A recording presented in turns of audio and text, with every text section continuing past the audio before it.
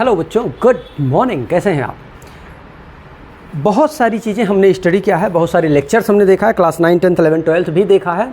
लेकिन अब हम शुरू करेंगे क्लास 11th फिर से एक बार शुरुआत से, एकदम जीरो से इन्फिनिटी तक लेके चलेंगे। जो बच्चे 10th पास आउट हो गए हैं 24 के सेशन में, 24-25 में 11th में एडमिशन ले रहे हैं, उनके लिए गोल्डन अपॉर्चुनिटी है। बहुत ही खूबसूरत सेशन चलने वाला है। ये आपका है प्रीवियस लेक्चर, और प्रीवियस लेक्चर है डायमेंशंस एंड मेजरमेंट। क्या है?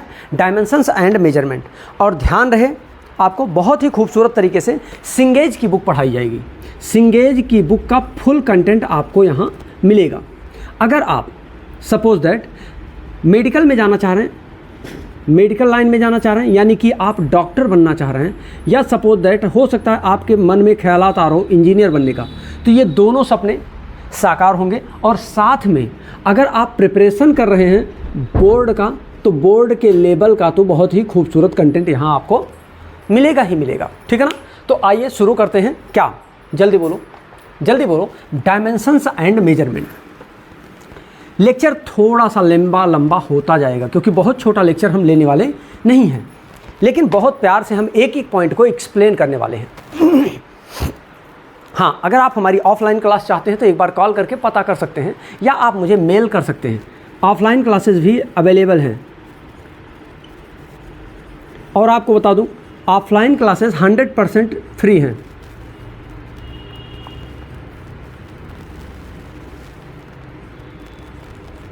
.com इतने पर आप मेल कर सकते हैं, या आप मुझे कॉल कर सकते हैं 9161-855-151 पर।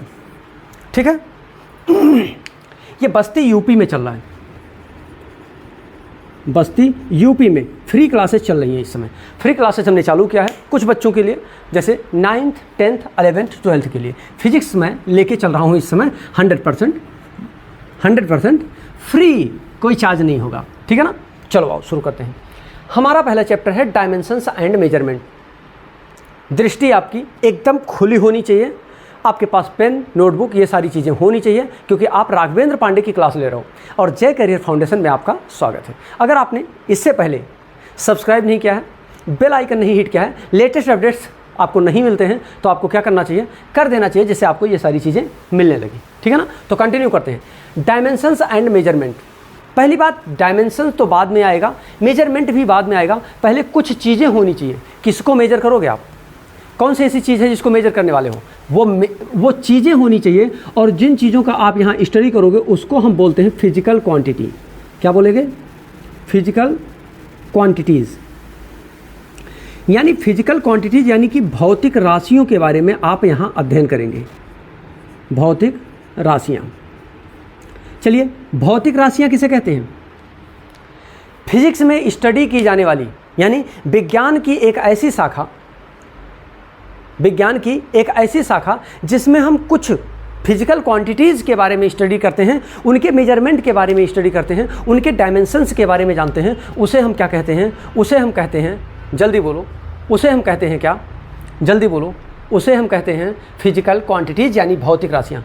भौतिकी में जिन जिन राशियों का आप अध्ययन करते हैं उन्हें हम भौतिक राशियाँ कहते हैं। भौतिक राशियाँ बेसिकली 2 प्रकार की होती हैं। कितने प्रकार की होती हैं? 2 प्रकार की होती हैं। पहली भौतिक राशियाँ हैं, पहली राशि को हम, जल्दी बोलो, फंडामेंटल क्वांटिटी कहते हैं। क्या कहते हैं? Fundamental quantities. और दूसरे को हम बोलते हैं डिराइव्ड क्वांटिटीज़।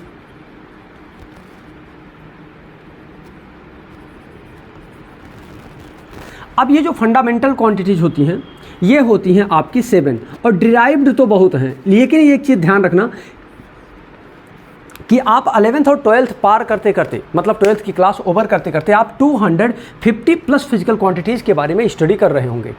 हाँ, मैं ये मानता हूँ कि आप इस समय बहुत सारी फिजिकल क्वांटिटीज़ के बारे में जानते हैं। जैसे लेंथ एक फिजिकल क्वांटिटी है, बहुत अच्छे से जानते हैं। दूरी, द्रव्यमान, आप मास जानते हैं, बहुत अच्छे जानते हैं। वेलोसिटी, वेग आप जानते हैं। स्पीड, चाल आप जानते हैं। त्वरण, एक्सीलरेशन आप जानते हैं। बहुत सारी क्वांटिटीज़ हैं जो आप जानते हैं। यानी मान के चलो 250 क्वांटिटी के बारे में आप अच्छे से एक्सप्लेनेशन करने वाले हैं, और आप ब्रीफली इसके बारे में जानने वाले हैं। ठीक है? और शुरू करते हैं। Fundamental quantities. जो फंडामेंटल क्वांटिटीज़ होती है बच्चों, वो टोटल कितनी है? 7 है। कितनी है 7। पहले हमने कहा क्या होती है मास, दूसरा होता है लेंथ, तीसरा होता है आपका टाइम, चौथा होता है आपका temperature, length, mass, time, temperature, amount of substance या इलेक्ट्रिक करंट, पहले लिख लो इलेक्ट्रिक करंट। अगला है अमाउंट ऑफ सब्सटेंस,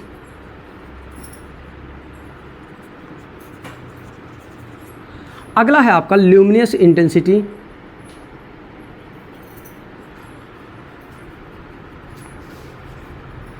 क्या हो गया length, mass, mass, length, temperature, time, temperature, electric current, amount of substance and luminous intensity. ठीक है ना, कोई चीज़ बचा तो नहीं है? इलेक्ट्रिक करंट होगा कि नहीं होगा? हाँ, तो कितनी हो गई 1 2 3 4 5 6 7, 7 के 7 क्वांटिटीज हो गई। इसको हिंदी में भी जान लो, क्योंकि कुछ हो सकता है हमारे बच्चे हिंदी मीडियम के भी हों तो उनको कोई चैलेंज नहीं आनी चाहिए। हाँ, हमारी जो लेक्चर चलती है ऑफलाइन वो कंबाइन लेक्चर चलती है, हिंदी और इंग्लिश दोनों का मिक्सचर चलता है, प्यार से पढ़ाया जाता है, समझ में आता है, इसकी गारंटी है, बहुत आराम से समझाया जाता है। ठीक है, चलो आओ। जैसे द्रव्यमान, मास मतलब होता है द्रव्यमान।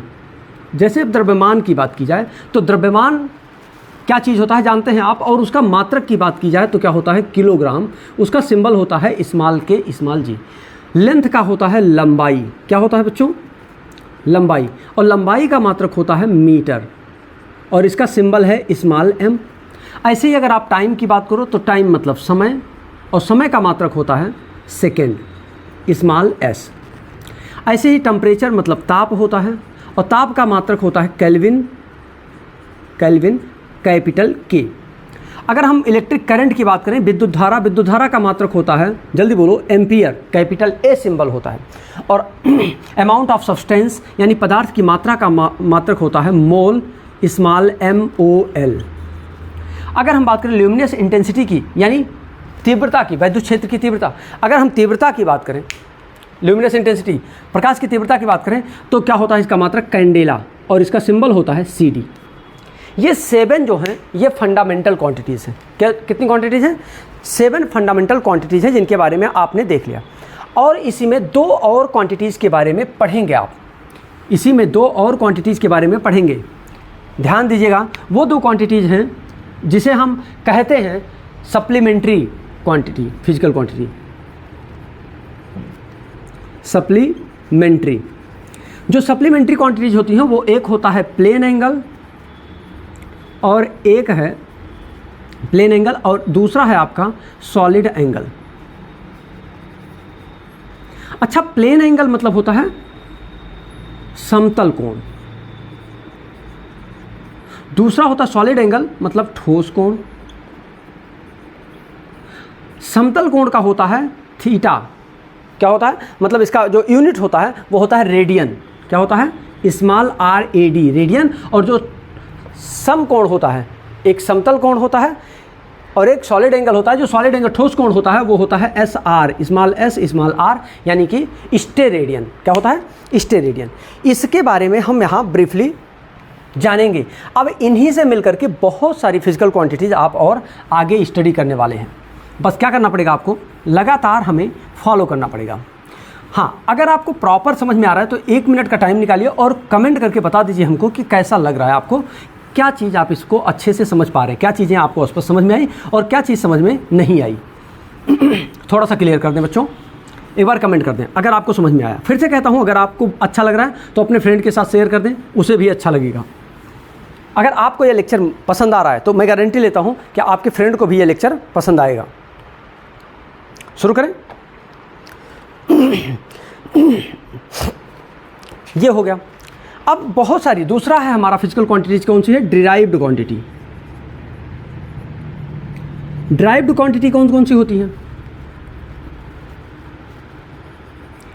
व्युत्पन्न राशियां, इसको हम क्या कहते हैं? व्युत्पन्न। जिसको आप व्युत्पन्न करते हैं यानी कि उत्पन्न करते हैं, किससे उत्पन्न करते हैं? जो फंडामेंटल क्वांटिटीज होती हैं उनसे आप इनको क्या करते हैं? उत्पन्न करते हैं। उनकी मदद से इनको डिराइव करते हैं, उनकी मदद से आप इनको निकालते हैं। इसीलिए इसको हम क्या कहते हैं, जल्दी बोलो, व्युत्पन्न राशियाँ बोलते हैं। क्या बोलते हैं? व्युत्पन्न राशियाँ, यानी डिराइव्ड फिजिकल क्वांटिटीज़। तो जब व्युत्पन्न राशियाँ होती हैं, वो जैसे मान लीजिए लंबाई तो आप जानते ही हैं। अगर मैं कह दूँ क्षेत्रफल, तो क्या होता है? लेंथ यानी लंबाई और गुणे चौड़ाई, ब्रेथ। अगर हम लेंथ इंटू ब्रेथ कर दें तो लेंथ का यूनिट क्या होगा? मीटर, और ब्रेथ का यूनिट क्या होगा? मीटर। मीटर और मीटर मिलकर के मीटर स्क्वायर बनेंगे। अब ध्यान दो आप कि आप मीटर को स्क्वायर को मीटर इंटू मीटर, मीटर क्या है? लेंथ का मात्रक है। मीटर क्या है? लेंथ का मात्रक है। यानी कि आपने जब फिजिकल क्वांटिटी पढ़ा था तो पहला यूनिट आपने पढ़ा था, पहला फिजिकल क्वांटिटी पढ़ा था 7 फंडामेंटल क्वांटिटीज़ में, पहला क्वांटिटी आपने लेंथ पढ़ा था। और वो लेंथ पहला या दूसरा पढ़ा था? दूसरा पढ़ा था आपने। और वो लेंथ का यूनिट होता है मीटर। वही मीटर यहाँ आप मीटर इंटू मीटर के रूप में देख पा रहे हैं। क्लियरिटी आ रही है? अगर इतनी बातें क्लियर आ रही है तो समझ में आ गया होगा, और अगर समझ में आ रहा है तो मैं आगे बढ़ूँ। ऐसे ही आप स्पीड की बात कर सकते हैं, यानी चाल की बात कर सकते हैं। चाल बराबर क्या होता है बच्चों? दूरी यानी लेंथ अपॉन टाइम, दूरी बटे समय। दूरी का मात्रक, दूरी है लंबाई होगा यानी मीटर होगा, समय है यानी सेकंड होगा। तो मीटर प्रति सेकंड क्या होता है? मीटर प्रति सेकंड किसका मात्रक होता है? स्पीड का मात्रक। किसका मात्रक? स्पीड का मात्रक है मीटर पर सेकंड। समझ में आ गया? यानी कि आप देख पा रहे हो कि ये भी मीटर भी, यानी मीटर भी फंडामेंटल है, सेकंड भी फंडामेंटल क्वांटिटी है। तो इन दोनों से मिलकर के स्पीड आया, ये क्या हो गया? व्युत्पन्न मात्रक हो गया, यानी डिराइव्ड फिजिकल क्वांटिटी हो गया। क्या हो गया? Derived physical quantities. क्लियर हो रहा है बच्चों? क्लियर हो रहा है? इतनी बातें समझ में आ रही है आपको? अच्छा, एक बार मैं देख लूँ कि क्या आपको बोर्ड भी प्रॉपर दिख रहा है, अच्छे से समझ में आ रहा है सब? अच्छा, ठीक है, थोड़ा सा सेटअप गड़बड़ हो गया था, ठीक है, कोई बात नहीं, अभी ठीक है। अब आइए थोड़ा सा हम और आगे बढ़ते हैं। बढ़े? यानी कि ऐसे ही आप एक्सीलरेशन की बात कर सकते हैं, ऐसे ही आप वेलोसिटी की बात कर सकते हैं, ऐसे ही आप फोर्स की बात कर सकते हैं, ऐसे ही बहुत सारी चीज़ों की बात कर सकते हैं। जैसे अगर मैं आपसे चाहूँ तो मैं कह सकता हूँ त्वरण के बारे में बात कर लूँ। किसके बारे में? त्वरण मतलब कि एक्सीलरेशन। किसकी बात करो? एक्सीलरेशन। जो त्वरण होता है, त्वरण बराबर क्या होता है? The rate of change of velocity per unit time. Velocity यानी वेग परिवर्तन। क्या होता है? वेग परिवर्तन। वेग में परिवर्तन हो रहा हो और अपान समय। तो वेग परिवर्तन जब होगा तो क्या आएगा? वेग ही आएगा, इसीलिए डेल्टा से लिखते हैं। और ये जो टाइम में भी चेंज आता है वो टी ही आता है। डेल्टा वेग, वेग जो होता है, ध्यान से देखो, वेग है यानी मीटर प्रति सेकंड, और जो त्वरण समय होता है वो भी सेकंड है, यानी मीटर पर सेकंड अपान सेकंड, यानी मीटर पर सेकंड इंटू 1 अपान सेकंड, यानी मीटर बन जा मीटर अपान सेकंड स्क्वायर। यानी इसीलिए आपने देखा होगा ms के पावर -2 इसको लिखा जाता है। ये सारी चीज़ें क्लास 9th में आपने पढ़ लिया है, ऐसा नहीं है कि आप पहली बार देख रहे हैं इसको। ये सारी चीज़ें आप बहुत अच्छे से पढ़ चुके हैं, तो इसलिए बहुत अच्छे से पढ़ चुके हैं, इसीलिए हम स्पीड में थोड़ा सा चल रहे हैं कि जिससे हम इस सिलेबस को आपको बहुत प्यार से और आराम से और स्मूथली आपको हम क्या कर सकें? जल्दी बोलो, क्या कर सकें? जल्दी बोलो। हाँ, सिखा सकें, टाइम से सिखा सकें। सिलेबस को टाइम से हम ख़त्म कर चुके हैं बच्चों। अभी ये क्या चल रहा है? जुलाई चल रहा है ना? जुलाई का मंथ चल रहा है, और सिलेबस को हम आपको नवंबर में फाइनल कर देंगे। नवंबर में ये सिलेबस आपके पास एक भी चैप्टर नहीं रहेगा 11th का, जो बचा रहेगा जिसे आपको पढ़ना रहेगा। क्लियरिटी आ गई? तो ये हो गया आपका। अब आते हैं, जो फिजिकल क्वांटिटीज़ होती हैं एक्चुअली वो 2 प्रकार की होती हैं बेसिकली। पहला होता है आपका स्केलर क्वांटिटी। क्या होता है? Scalar quantity. और दूसरा होता है वेक्टर क्वांटिटी। क्या होता है? वेक्टर फिजिकल क्वांटिटी और स्केलर क्वांटिटी। अब समझेंगे स्केलर क्वांटिटी किसे कहते हैं। स्केलर क्वांटिटियाँ यानी अदिश राशियाँ, इसको हम क्या कहते हैं हिंदी में? अदिश राशि।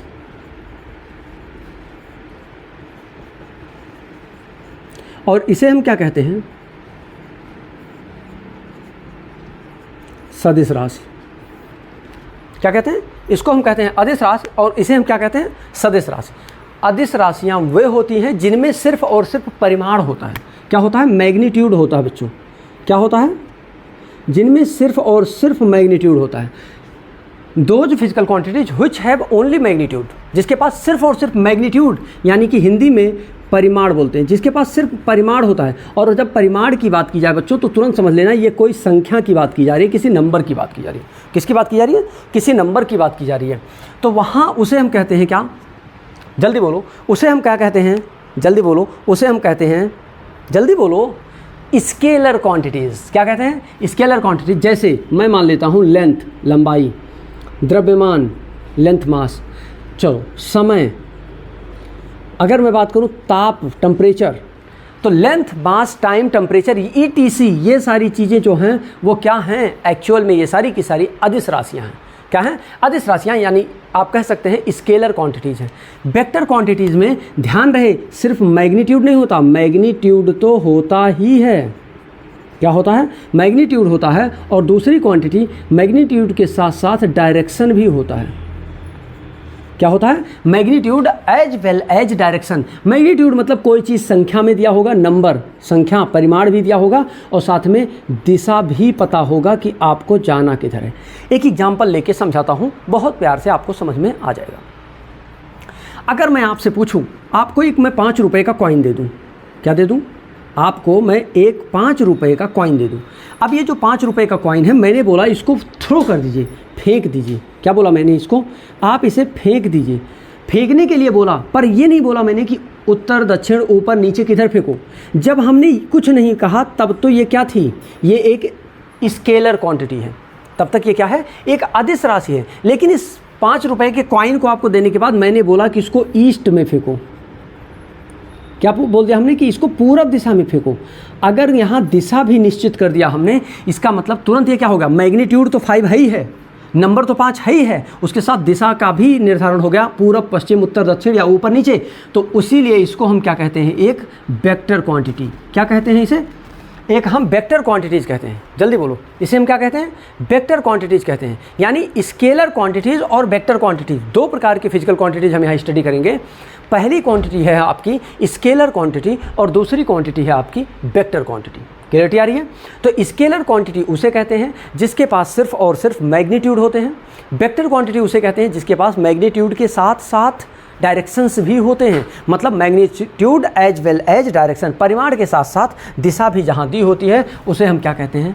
जल्दी बोलो बच्चों, उसे हम क्या कहते हैं? उसे हम कहते हैं वेक्टर क्वांटिटी। समझ में आ गया? इतनी सारी चीज़ों पर हमने डिस्कशन किया। अब थोड़ा सा बुक देखता हूँ। अगला पॉइंट हमारा क्या है? हम अकॉर्डिंग टू बुक चलेंगे, जिससे हम टाइम से आपके सिलेबस को क्या कर पाएँ? फिनिश कर पाएँ। समझ में आ रहा है? अब देखिए, हाँ, कुछ चीज़ें आपको जानना बहुत ज़रूरी है, वो आपको खुद से जानना होगा। जैसे पावर्स में है जो चीज़ें क्या हैं, पावर्स में प्रीफिक्सेस दिए गए हों, उनको आप क्या कहेंगे? तो जो पावर में, जैसे 10 टू दी पावर, एक एग्जांपल लेके चलता हूँ मैं, 10 टू दी पावर 1 से शुरू करता हूँ, है ना। जैसे मान लीजिए कोई चीज़ 10 टू दी पावर 1 दिया है, उसको आप क्या कहेंगे? उसे आप कहेंगे डेका। क्या कहेंगे? डेका। जल्दी बोलो, उसे आप क्या कहेंगे? डेका कहेंगे। और इसका जो सिंबल होगा बच्चों वो DA होगा। अगर वही 10 टू दी पावर 1 के बाद क्या है? 3 है ना। 3 है, 6 है, 9 है। जैसे 10 टू दी पावर 3 हो, या 10 टू दी पावर 6 हो, या 10 टू दी पावर 9 हो, तो इसको आप क्या कहेंगे? 10 टू दी पावर अगर आपको 3 दिया है तो आप समझ लेना कि ये किलो लिखा है। क्या लिखा है? किलो। और इसको किलो से रिप्रेजेंट करते हैं, नहीं, कैपिटल के, स्मॉल के से रिप्रेजेंट करते हैं। अगर 10 टू दी पावर 6 दिया हो तो इसे हम कहते हैं मेगा। क्या कहते हैं बच्चों? मेगा कहते हैं। और इसे कैपिटल M से रिप्रेजेंट करते हैं।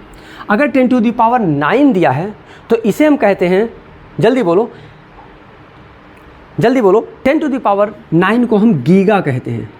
क्या कहते हैं? गीगा। और इसे कैपिटल G से रिप्रेजेंट करते हैं। अगर वहीं 10 टू दी पावर 9 की जगह पे 12 हो जाए, अगर 10 टू दी पावर देख लूँ मैं, 10 टू दी पावर 9 है, हाँ, 10 टू दी पावर 12 हो जाए, 10 टू दी पावर 15 और 18 हो जाए। क्या हो जाए? 10 टू दी पावर 12 के बाद 15 हो जाए और 10 टू दी पावर 18 अगर हो जाए। अगर ऐसा हो जाए तब आप इसको क्या कहोगे? 10 टू दी पावर अगर 12 हो जाता है तो 12 को टेरा कहते हैं। क्या कहते हैं बच्चों?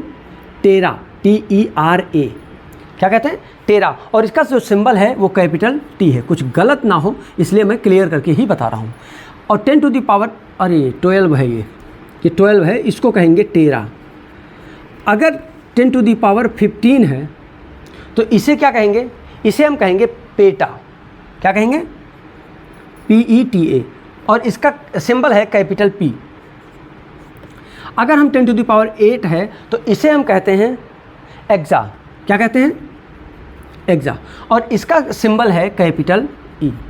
तो इस तरीके से आप क्या किए, 10 टू द पावर 1 से लेकर के 18 तक के कुछ स्पेसिफिक प्रीफिक्सेस आपको मिल गए जो पावर्स में 10 के दिए होते हैं, उनको आप क्या पढ़ते हैं ये मैंने बता दिया। अब हम माइनस की तरफ चलने वाले हैं, फिर से एक बार रिवाइज करा देता हूँ। 10 टू द पावर 1 को क्या कहेंगे, डेका, जिसका सिंबल है DA। 10 टू द पावर 3 को कहेंगे किलो, कैपिटल स्मॉल K है। अगर हम बात करें 10 टू द पावर 6 की, क्या है, अगर हम 10 टू द पावर 6 की बात करें तो इसे हम मेगा कहते हैं, क्या कहते हैं बच्चों, मेगा कहते हैं, जिसे कैपिटल M से रिप्रेजेंट करते हैं। अगर 10 टू द पावर 9 है तो उसे हम गीगा कहते हैं, जिसे कैपिटल G इसका सिंबल है। 10 टू द पावर अगर 12 है तो इसे आप टेरा कहेंगे, कैपिटल T है। 10 टू द पावर अगर 15 है तो इसे आप पेटा कहेंगे, कैपिटल P। और अगर 10 टू द पावर 18 है तो उसे आप एक्सा कहेंगे, कैपिटल E। क्लियरिटी आ गई। अब हम बात करते हैं इसी के कुछ निगेटिव साइंस के बारे में। हाँ, जैसे अभी आप चाहते तो इसको कैपिटल 10 टू द पावर 2 में भी जा सकते थे, तो 10 टू द पावर 2 भी दिखा दें क्या, चलो यही लिख देते हैं। 10 टू द पावर 2 है तो इसे कहते हैं 10 टू द पावर 2 को हेक्टो कहते हैं, क्या कहते हैं, जल्दी बोलो, हेक्टो, स्मॉल h इसका सिंबल है। ठीक, अब आ जाओ निगेटिव साइन की तरफ बढ़ते हैं कि 10 टू द पावर -1 को क्या कहते हैं।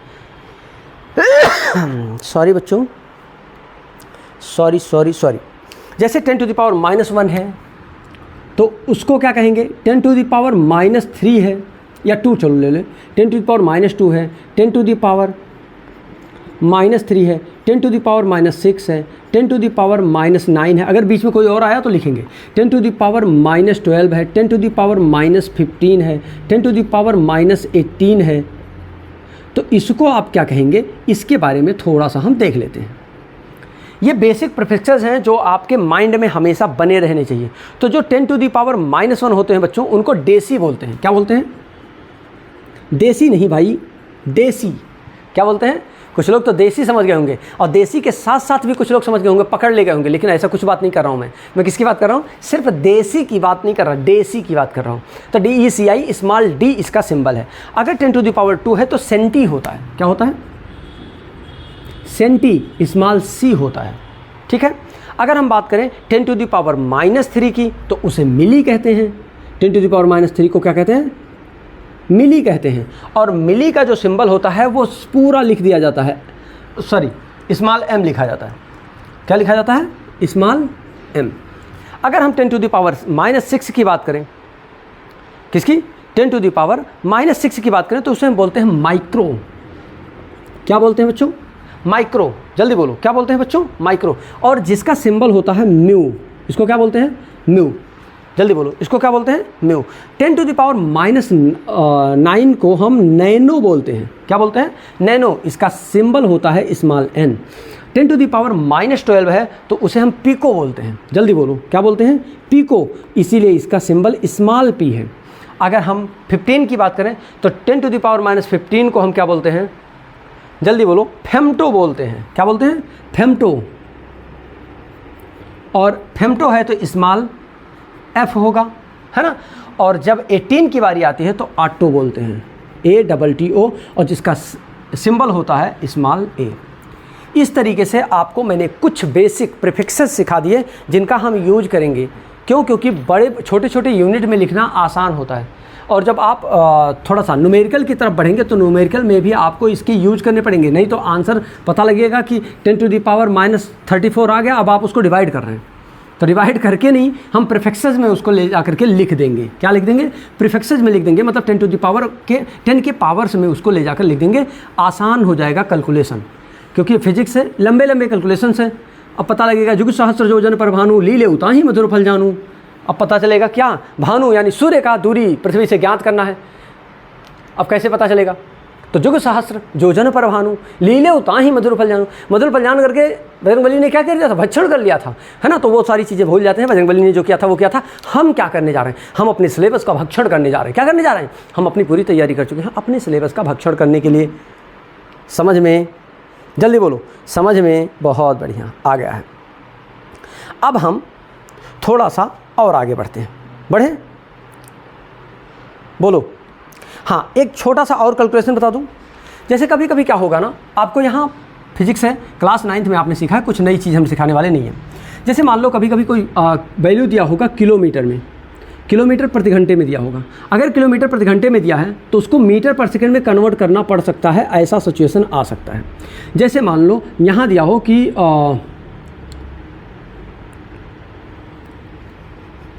54, जैसे मान लो दिया है 54 km पर आवर को मीटर पर सेकंड में कन्वर्ट करो, तो एक चीज़ दिमाग में रख लो आप कि 54 को 5/18 से मल्टीप्लाई करते ही वो क्या हो जाएगा, मीटर पर सेकंड में कन्वर्ट हो जाएगा।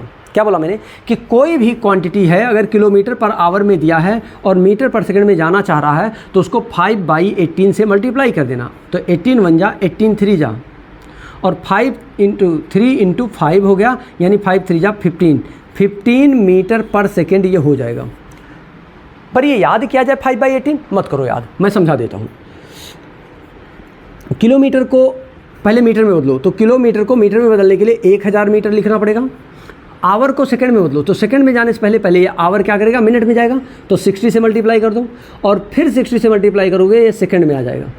अब देखो 1 0 1 0 1 0 1 0 कैंसिल, यानी 10/6 × 6, और ये मीटर पर सेकंड है, यानी 5 जा और 2 3 जा, यानी 5 1 जा 5 और 6 3 जा 18 मीटर पर सेकंड। यानी कि km पर आवर को मीटर पर सेकंड में जाने के लिए 5/18 याद नहीं करना है, कॉन्सेप्ट के साथ समझ लेना है कि कैसे मल्टीप्लाई करते हैं, आखिर क्यों 5/18 लेते हैं, किसी और से मल्टीप्लाई क्यों नहीं करते हैं, इसका कॉन्सेप्ट भी आपको समझ में आ गया। ये क्लास 9th में ही आपने समझा था। आपको याद कराऊं, जब भी आपने क्लास 9th का सिलेबस पढ़ा होगा तो आपको टीचर ने कहा होगा बेटा जो क्लास 9th में पढ़ रहे हो वही क्लास 11th में पढ़ने पड़ेंगे। बस एक चीज़ का अंतर आएगा। अंतर किस चीज़ का आएगा कि यहाँ सिलेबस शॉर्ट है और वहाँ सिलेबस पूरा पढ़ना पड़ेगा, एक्सपेंडेड फॉर्म इसका पढ़ना पड़ेगा। समझ में आ गया। ये सारी चीज़ें आपने बहुत पहले ही आपके टीचर ने आपको इंट्रोड्यूस करा दिया होगा। चलो थोड़ा सा और आगे बढ़ते हैं, बढ़ जाएं, ठीक है, बहुत बढ़िया। अब हम डायमेंशंस ऑफ फिजिकल क्वांटिटीज़, क्या dimensions of a physical quantities, अब हम डायमेंशन की तरफ बढ़ते हैं।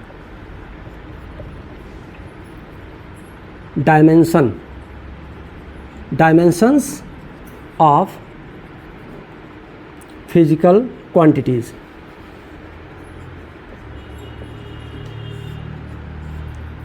डायमेंशंस ऑफ फिजिकल क्वांटिटीज क्या होती हैं, मतलब भौतिक राशियों की बीमाएं। इसको लिखेंगे क्या आप, भौतिक राशियों की बीमाएं। अब जो भौतिक राशियां हैं उनकी बीमा पढ़ने जा रहे हैं। हमने क्या कहा, भौतिक राशियां दो ही होती हैं, एक तो फंडामेंटल और दूसरी डिराइव्ड। जो सप्लीमेंट्री होती हैं दो, वो भी मान के चलो किसमें फंडामेंटल में ही आ जाती हैं, पर 7 आपको स्टडी कराया जाएगा और 2 सप्लीमेंट्री पढ़ाया जाता है। पर आ जाते हैं हम थोड़ा सा आगे बढ़ते हैं, भौतिक राशियां और उसकी बीमा। भौतिक राशियों के बारे में पढ़ते सबके बारे में पढ़ेंगे, लेकिन चलो पहले शुरुआत से शुरू करते हैं। जैसे आपका लेंथ है, लंबाई क्या है, लेंथ। अब जैसे ये जो लेंथ है, लेंथ का मात्रक क्या होता है, मीटर। क्या होता है, मीटर। इसका सिंबल होता है स्मॉल m। अब थोड़ा सा हम बीमा समझने से पहले, बीमा पर पहुंचने से पहले थोड़ा सा हम समझाते हैं। एक्चुअल में जो आप यहाँ पढ़ने वाले हैं वो बेसिकली 3 चीज़ें याद करो, m, l और t। m है, m का मतलब होता है मास का कैपिटल M ले लिया गया, पहला लेटर। लेंथ का पहला लेटर L ले लिया गया, और टाइम का तीसरा वर्ड टाइम का फर्स्ट लेटर L लिया गया। MLT, मास, लेंथ, टाइम। मैक्सिमम चीज़ें ये मिलेंगी। हाँ, कहीं कहीं आपको K मिल जाएगा और कहीं कहीं आपको MLT मोल भी मिल जाएगा। देखो कुछ चीज़ें आपको बीमा में मिलेंगी जो मिलती ही रहेंगी, बराबर मिलेंगी। कुछ चीज़ें होंगी कहीं कहीं मिलेंगी, जैसे मोल हो गया कभी मिलेगा, के कहीं मिलेगा, टी आपको कहीं, ए कहीं मिलेगा, ये सारी चीज़ें कभी कभी मिलेंगी। लेकिन आएंगी क्या क्या, एम भी मिलेगा आपको बीमा में, एल भी मिलेगा, टी भी मिलेगा, एम ओ एल भी मिलेगा, ए भी मिलेगा और कैपिटल के भी मिलेगा। ये सारी चीज़ें मिलेंगी। लेकिन जब भी बीमा आप देखेंगे लिखा हुआ तो वो ध्यान रहे कैपिटल बिग ब्रैकेट में होगा। दूसरी बात, ये जो कॉमा वगैरह लगा है ये सब कुछ भी नहीं लगा होगा बीच में। ये बीमा लिखने की कुछ स्पेसिफिक तरीके हैं, इसके बारे में भी हम आपको ज़रूरत पड़ने पर आगे धीरे धीरे धीरे धीरे बताते रहेंगे और एक एक बीमा से रूबरू कराते रहेंगे। आगे बढ़ें। अब जैसे हम बढ़ते हैं लंबाई की तरफ, पहले हम लंबाई का ही बीमा निकालते हैं। किसी चीज़ की बीमा लिखने से पहले आपको जानना होगा कि वो कैसी राशि है। क्या है? कैसी राशि है, क्या क्या उसके कॉम्बिनेशंस हैं। जैसे अगर मैं बात करूं लंबाई की, तो लंबाई का पहला लेटर क्या है? एल, यानी इसका जो बीमा होगा वो क्या होगा? एल होगा। डायमेंशनल फार्मूला क्या होगा उसका? कैपिटल एल होगा। लेकिन ये एल जो है ये सही नहीं लिखा है। क्या नहीं है? सही नहीं है।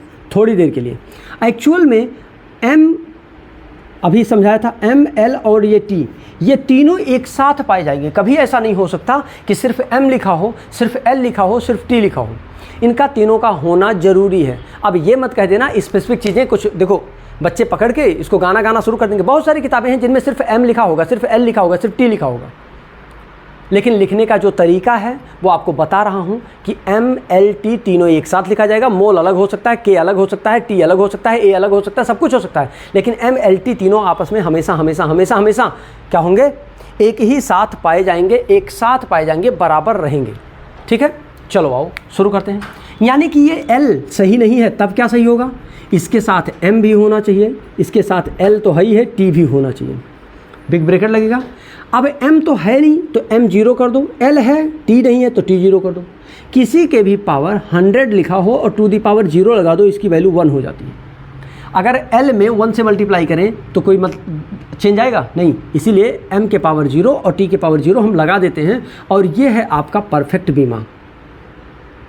हाँ, जैसे मान लो अब यही हम किसका क्षेत्रफल का बात कर लें, किसकी बात कर लें?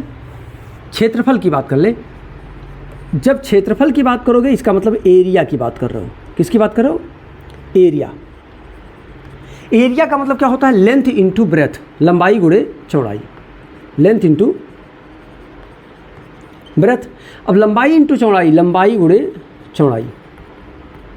लंबाई भी एल से लेंथ है और चौड़ाई भी लेंथ के ही फॉर्मेट में है, एल एल हो जाएगा, यानी एल एल एल 2 हो जाएगा।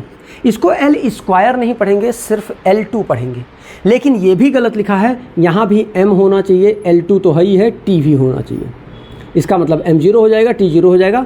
और अगर ये तो डायमेंशनल फार्मूला है, अगर इसके बीमा की बात करूँ तो 0, 1 और 0 लिखा होगा। मतलब इसके जो पावर्स होते हैं वो इसकी बीमा होते हैं। जैसे इसकी बात करूँ तो 0, 2 और 0 होता है। और बीमा जो होता है वो ब्रैकेट में नहीं, बड़े ब्रैकेट में नहीं, स्मॉल ब्रैकेट में या नॉर्मल वैसे ही लिखे होते हैं।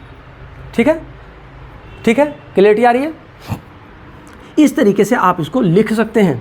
यानी कि हमने आपको लंबाई भी बता दिया और क्षेत्रफल भी बता दिया। अगर मैं चाहूँ तो आपको किसके वेलोसिटी, सॉरी क्या बोलते हैं वॉल्यूम के बारे में, यानी कि आयतन के बारे में भी बता देता हूँ। देखो कुछ चीज़ें जानना हरदम ज़रूरी है, ऐसे 1-2 नहीं, कम से कम 10-20 फिजिकल क्वांटिटीज़ के बारे में हम डिस्कस करेंगे। अब आओ बात कर लें किसके बारे में? जैसे आयतन के बारे में।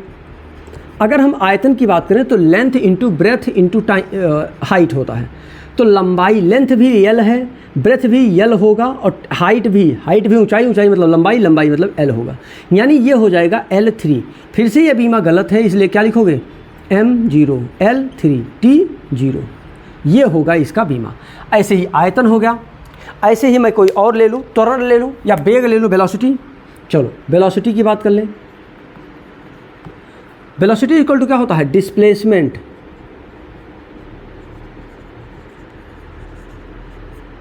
Upon time. क्या होता है? डिस्प्लेसमेंट। अब डिस्प्लेसमेंट मतलब क्या होता है? लेंथ L होगा, अपॉन T है, इसका भी डायमेंशन ही होगा।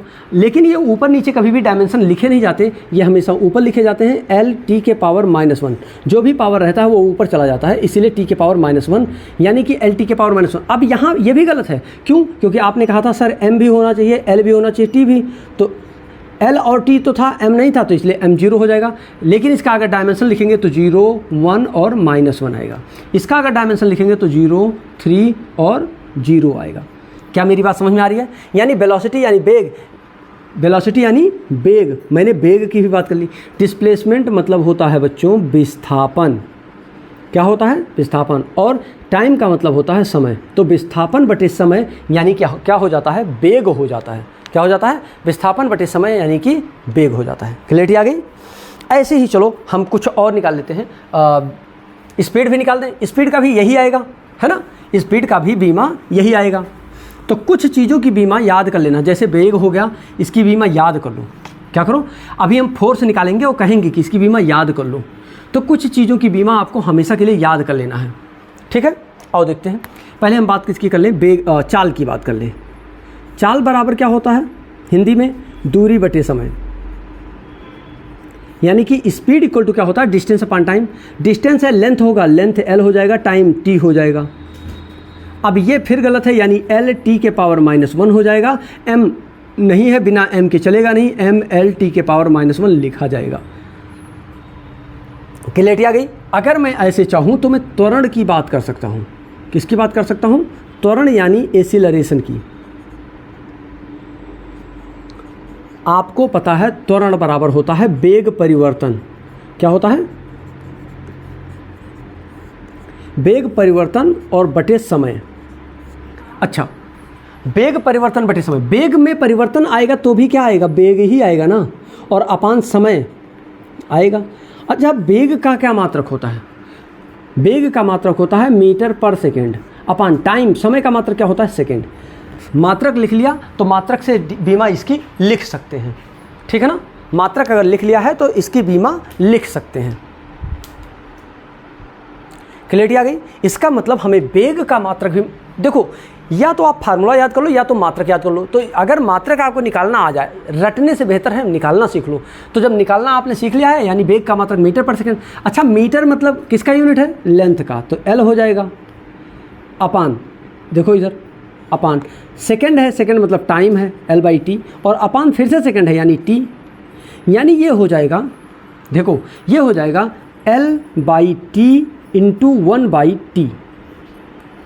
अब ये L बन जाए LT के पावर 2, यानी ये बाहर आएगा, इधर आगे लिख सकते हैं LT के पावर -2, यानी फिर से गलत है, इसको m लिखना चाहिए, यानी MLT टू दी पावर -2, और m नहीं है इसका मतलब m0 हो जाएगा।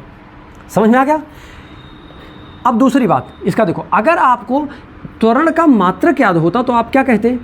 मीटर पर सेकेंड स्क्वायर। तो मीटर मतलब लेंथ और सेकेंड मतलब टाइम का स्क्वायर, टाइम के पावर 2, यानी ये जाता t के पावर -2। देखो फटाक से आ गया ना। अब इसमें m नहीं है तो m लिख देते m0 LT to the power -2। अब समझ में आया? तो इसलिए फार्मूला याद होना बहुत ज़रूरी है, इसलिए फार्मूला याद करना बहुत ज़रूरी है। और ये जो छोटी छोटी चीज़ें हैं बेटा, वो याद होनी चाहिए। ये छोटी छोटी चीज़ें हैं, ये याद होनी चाहिए। जो बड़ी चीज़ें होंगी वो हम कॉन्सेप्ट बताएंगे आपको, लेकिन जो छोटी छोटी चीज़ें हैं उसको याद कर लो, अभी आप याद कर लो। समझ में आ गया? समझ में आ गया? क्लियरिटी आई? जल्दी बोलो भाई, जल्दी बोलो, क्योंकि मैं आगे बढ़ने वाला हूँ। अब एसिलरेशन का डायमेंशन याद कर लो, एसिलरेशन का डायमेंशन याद करो, अभी याद करो, अभी मैंने निकाल के दिखाया। क्या होता है? m0 LT to the power -2। चलो आओ, अब हम बात करते हैं फोर्स की। किसकी बात करेंगे? फोर्स की, यानी बल की बात करेंगे। बल बराबर क्या होता है? याद करो, 9th का formula F = ma, mass into acceleration. Mass मतलब कैपिटल M, एसिलरेशन मतलब LT टू दी पावर -2। अभी आपने फाइंड किया था, इसीलिए ये क्या हो जाएगा? MLT के पावर -2। इसको याद कर लेना है। क्या कर लो? रिमेंबर। क्या कर लो? रिमेंबर कर लो, याद कर लो। MLT के power -2, MLT to the power -2, MLT to the power -2, MLT to the power -2। क्यों? क्योंकि अभी मैंने कहा था एसिलरेशन याद कर लो। क्यों? क्योंकि उसको मैंने यूज़ किया मास इंटू एसिलरेशन, यानी बल बराबर द्रव्यमान। याद करो, द्रव्यमान और गुणे क्या होता है? त्वरण।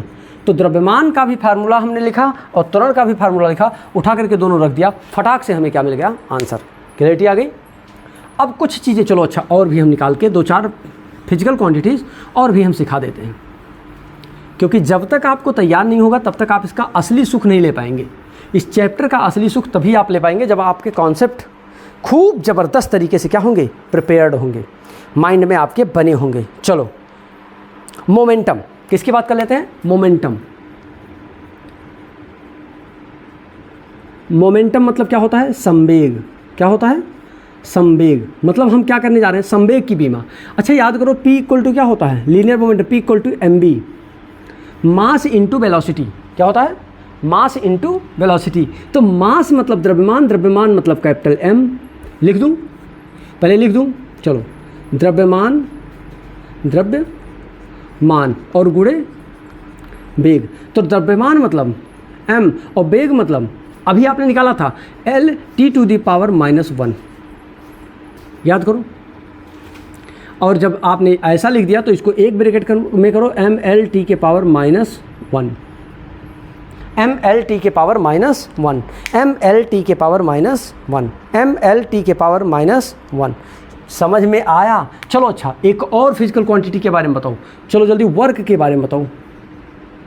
वर्क, कार्य।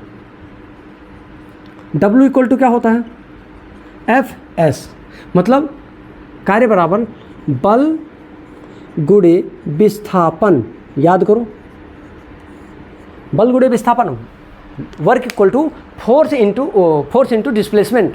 तो जब W equal to Fs, force into displacement, जल्दी बोलो, फोर्स का डायमेंशन हमने कहा था, याद कर लो, mL(T⁻2) इंटू विस्थापन यानी लेंथ यानी L होगा, यानी m अकेला है, L यहाँ, L यहाँ, L 2 बार हो जाएगा 2 और T⁻⁻2 है, यानी कि वर्क का डायमेंशन होता है mL(T⁻⁻2). क्या बोला मैंने, mL(T⁻⁻2), mL(T⁻⁻2). अब अगर इसी समय मुझे याद आ जाए कोई और फिजिकल क्वांटिटी, जैसे मान लो पावर की बात कर लो, पावर मतलब शक्ति।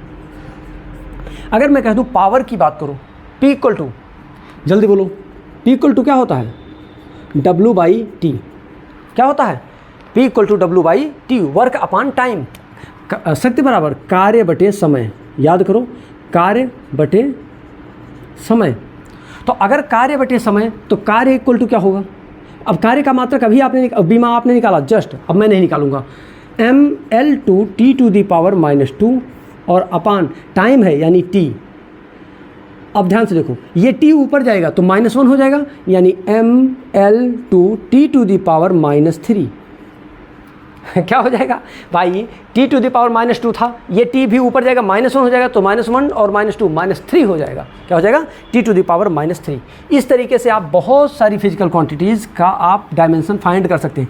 ये हमने वो फिजिकल क्वांटिटीज़ बताया जिनको आपने पहले से ही पढ़ रखा है। जैसे आपने वर्क पढ़ रखा है, आपने पावर, शक्ति पढ़ रखा है क्लास 9th 10th में, तो जिन जिन फिजिकल क्वांटिटीज़ के बारे में आपने पहले से पढ़ रखा है, उन्हीं सब के बारे में हम ब्रीफली डिस्कशन करते हुए आगे पहुंचते जा रहे हैं। चलो अच्छा, एक और निकाल देते हैं।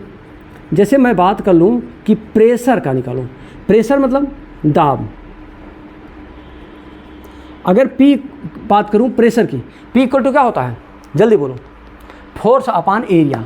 P equal to F/A। याद करो, फोर्स अपॉन एरिया, यानी कि आप कह सकते हैं बल बटे क्षेत्रफल। अच्छा चलो, फोर्स का डायमेंशन अभी मैंने कहा था, याद कर लो, याद करो, बार बार ये आ रहा है ना, mL(T⁻⁻2) अपान एरिया है L2 हो जाएगा। सही है। अच्छा ध्यान से देखो, mL(T⁻⁻2) और ये L2 जाएगा तो L(T⁻⁻2) हो जाएगा। तो L एक पॉजिटिव होगा, एक निगेटिव, एक एक कैंसिल हो जाएगा, या फिर ऐसे देखो, लेकिन ध्यान से देखना, कभी ऐसा मत करना बस ऐसे काट देना, बोलना कि एक एक कट जाएगा, नहीं कटेगा, पर यहाँ कुछ भी हरकत आप नहीं कर सकते। तो एक एक कैंसिल होगा, एक बचेगा, ये L((1) ऊपर जाएगा तो ये -1 हो जाएगा, यानी -2 और 1 यानी 1 हो जाएगा, यानी mL((1) T⁻⁻2। ये है डायमेंशन। समझ में आ रहा है डायमेंशनल फार्मूला? अब मैं निकाल करके दिखा पा रहा हूँ या नहीं दिखा पा रहा हूँ? जल्दी बोलो, जल्दी बोलो, जल्दी बोलो, जल्दी बोलो, जल्दी बोलो। चलो अब एक चीज़ और, एक चीज़ और हम निकाल देते हैं, फिर आगे बढ़ते हैं। आर्क अपान रेडियस क्या होता है, यानी कि एंगल। जल्दी बोलो, एंगल का डायमेंशन क्या होगा? क्या होगा? एंगल का डायमेंशन क्या होगा? चलो देखते हैं। एंगल यानी कोण, कोण बराबर क्या होता है? चाप बटे त्रिज्या। याद आया? चाप बटे त्रिज्या। चाप यानी आर्क, आर्क मतलब रेडियस, रेडियस मतलब लेंथ, लेंथ मतलब सॉरी आर्क मतलब लेंथ, लेंथ मतलब एल अपान त्रिज्या। लेंथ ये भी लेंथ है, लंबाई होगा, लेंथ है यानी एल होगा। एल ऊपर एल नीचे यानी कैंसिल हो जाएगा, यानी एल जीरो बचेगा। तो एल जीरो अकेला रहेगा नहीं, एम भी रहेगा साथ में और टी भी रहेगा। यानी जिन फिजिकल क्वांटिटियों में M zero, L zero, T zero तीनों जीरो हो जाए या कुछ भी ना आए, उसे हम कहते हैं डायमेंशन लेस। क्या बोलते हैं? डायमेंशन लेस, बीमाहीन राशि। बीमाहीन राशि मतलब ऐसी राशि जिसका कोई मात्रक ही नहीं है। यानी कोण एक ऐसा, कोण यानी एंगल एक ऐसा फिजिकल क्वांटिटी है जिसका कोई डायमेंशन ही नहीं होता। डायमेंशन उस, फिर से एक बार, डायमेंशन उन सभी फिजिकल क्वांटिटीज़ का नहीं होगा जिनका यूनिट नहीं होगा। क्या बोला? डायमेंशन उन सभी फिजिकल क्वांटिटीज़ का नहीं होगा जिनका यूनिट नहीं होगा। तो इसलिए दिमाग में बनाए रखो, क्या है? जल्दी बोलो, क्या है? डायमेंशन लेस क्वांटिटी है ये। क्या? हाँ, बहुत बढ़िया। अब एंगुलर वेलोसिटी आपको निकालना है। क्या करना है? एंगुलर वेलोसिटी आपको निकालना है, ये होमवर्क है। एंगुलर वेलोसिटी, खैर एंगुलर वेलोसिटी कोणीय वेग। एक चीज़ और बोलूँ, अगर निकल जाएगा तो ठीक है, नहीं निकलेगा तो भी कोई दिक्कत की बात नहीं है, क्योंकि अभी बहुत अच्छे से आपने पढ़ा नहीं होगा। पढ़ा तो है आपने, लेकिन हो सकता है आपने क्लास 9th की बातें आपको दिमाग में ना आ रही हो। तो पहले लेक्चर में हमने इतनी सारी चीज़ें आपसे डिस्कस किया। अगले लेक्चर में applications of the dimensional analysis, dimensional analysis का उपयोग हम पढ़ने वाले हैं। डायमेंशनल एनालिसिस का उपयोग पढ़ेंगे और उसमें बहुत सारी चीज़ें हम सिग्निफिकेंट फिगर के बारे में बात करेंगे, एरर्स के बारे में बात करेंगे जो कि सिलेबस से रिमूव कर दिया गया है, और वर्नियर कैलिपर्स, स्क्रू गेज वगैरह के बारे में हम डिस्कस करेंगे। तो मिलते हैं आपसे अगले लेक्चर में, तब तक के लिए wish you all the best. लेकिन अगर आपने अभी तक चैनल को सब्सक्राइब नहीं किया है, अपने फ्रेंड के साथ शेयर नहीं किया है, तो शेयर कर दें, जिससे आपको जानकारी मिल रही है, आपके फ्रेंड को भी जानकारी मिले। मिलते हैं आपसे अगले लेक्चर में, तब तक के लिए बाय बाय, टेक केयर।